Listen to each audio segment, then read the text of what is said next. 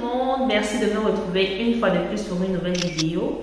Dans cette vidéo, je vais partager avec vous mes astuces pour rester belle et garder confiance en moi après les accouchements. Alors, c'est une vidéo qui, je pense, est importante et tout pour les femmes qui ont déjà des enfants, qui veulent être futures mamans. Parce que l'accouchement, c'est une étape importante quand même dans la vie. C'est un changement radical de la façon de vivre, du corps et même de la pensée.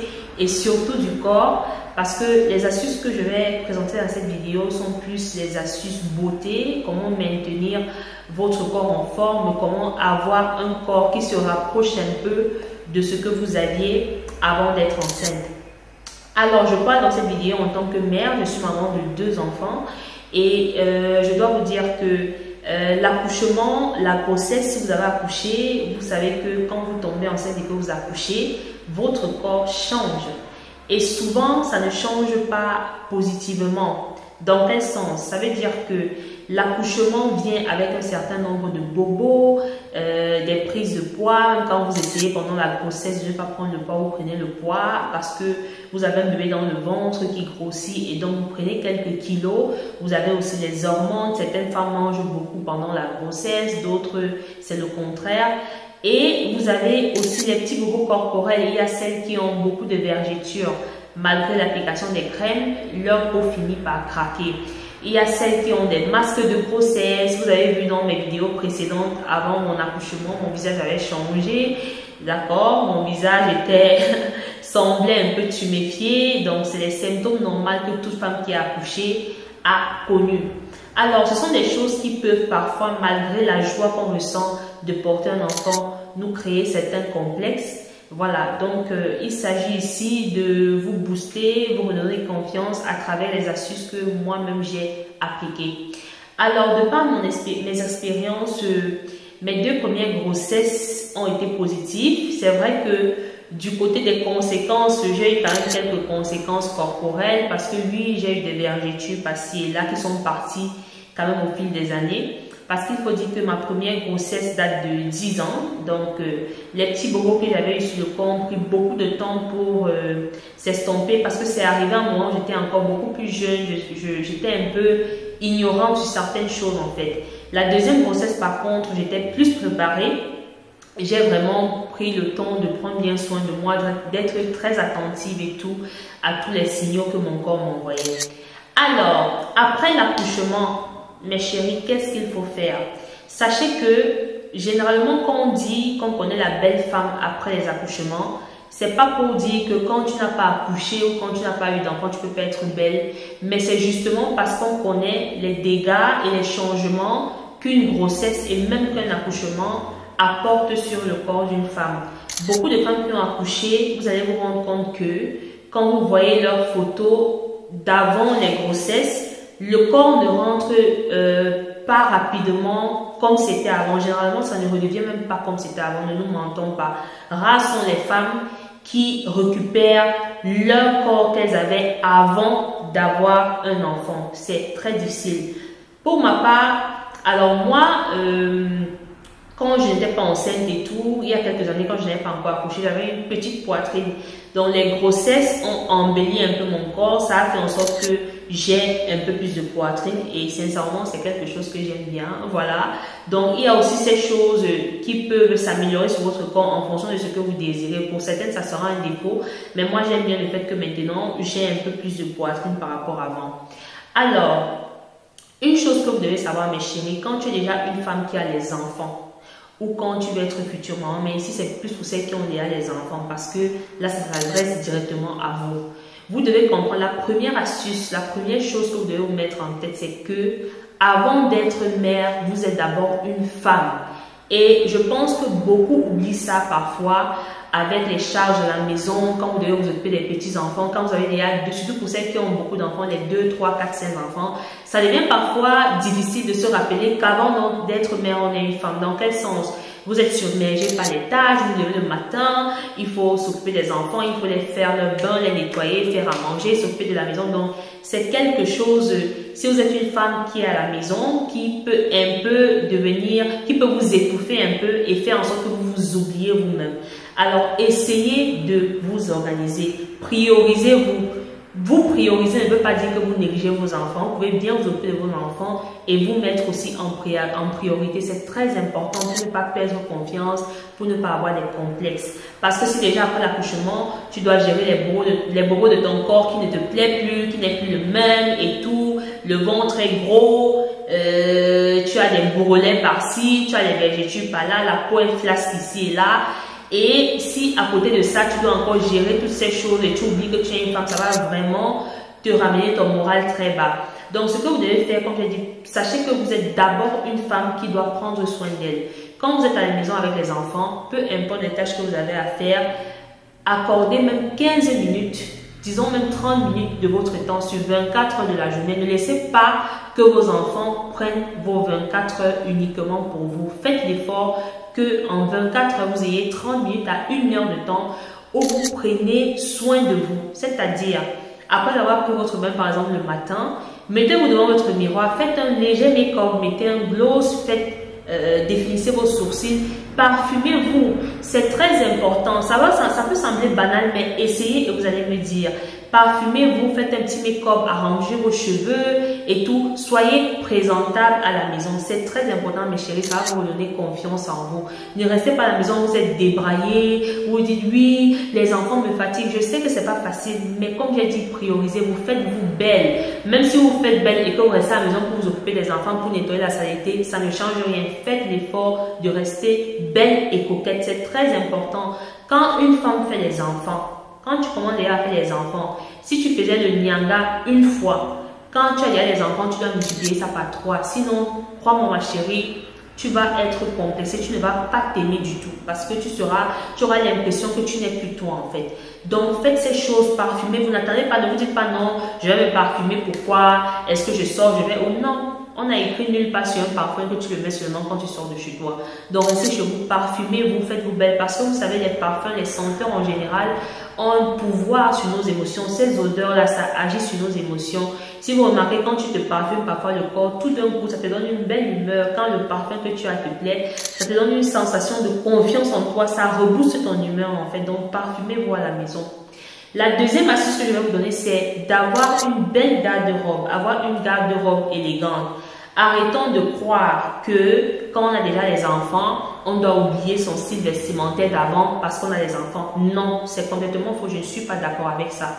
Croyez-moi, je suis sur Snapchat, je suis sur les réseaux sociaux comme vous. Je vois des femmes qui ont eu des enfants, les 2, 3, 4 enfants et qui sont coquettes. Elles sont très belles, elles se mettent bien, elles s'habillent sexy. Elles mettent des vêtements qui leur plaisent, c'est très important.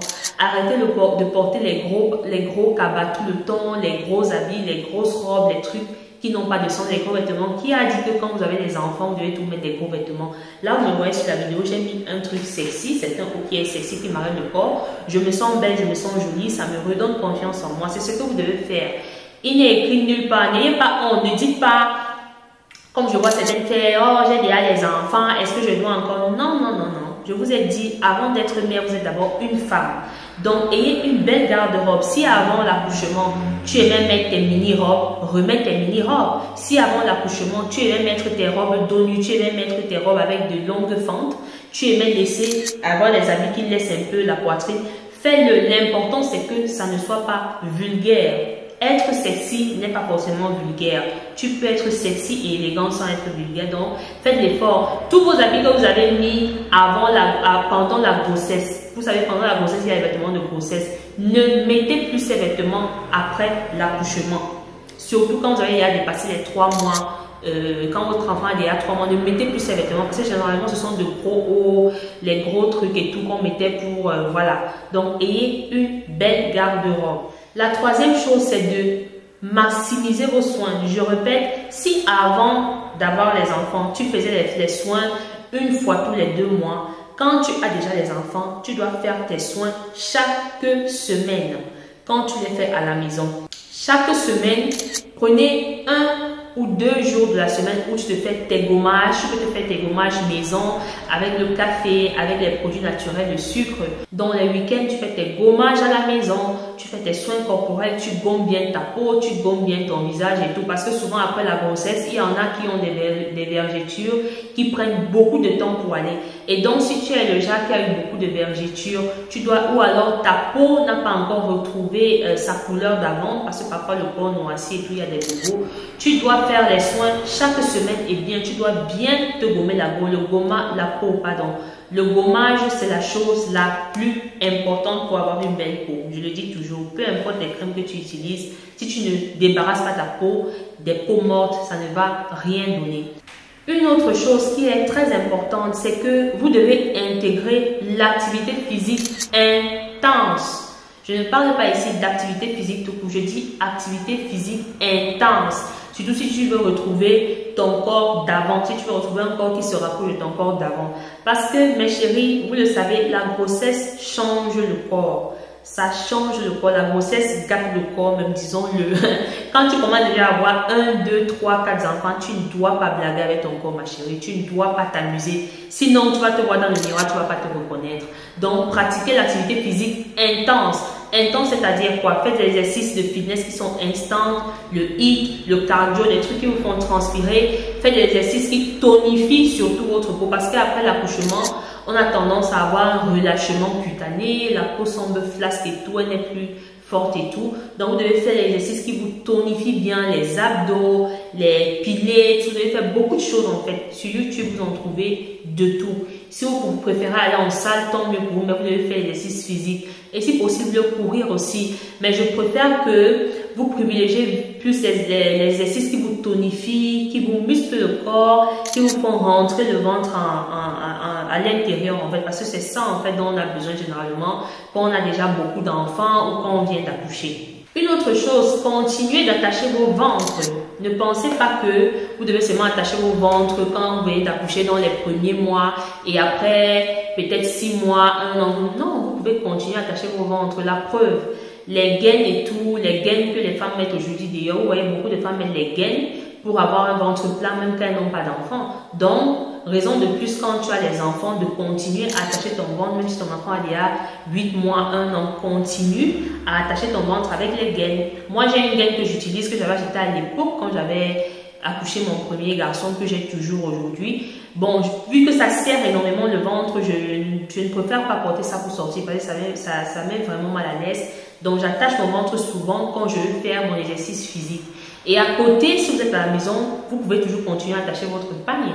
Moi, j'ai attaché mon pagne quand j'étais enceinte. Vous utilisez un pagne que vous allez attacher votre ventre avec de temps en temps pour le faire encore rentrer plus. Massez toujours votre poitrine. C'est très, très important, mes amours.